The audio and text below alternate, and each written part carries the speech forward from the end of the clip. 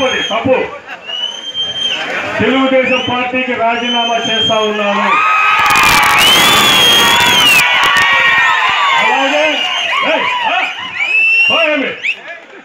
అలాగే నేను ఏ పార్టీలో చేరడం లేదు.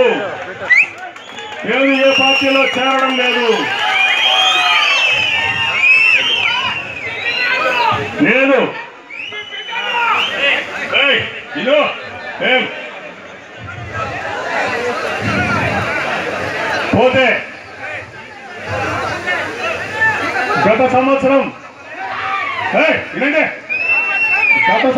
అక్టోబర్ 29, 30 ఇదే గిద్దలూరులో ఏఎంసీ ప్రాంగణంలో ఒకటి అనౌన్స్ చేసిన, గుర్తుందా మీకు? కార్యకర్తలకు అన్యాయం జరిగితే ప్రాణాలైనా ఇస్తాను, కాపాడుకుంటాను అని చెప్పేసి నేను దానికి కట్టుబడి ఉన్నా.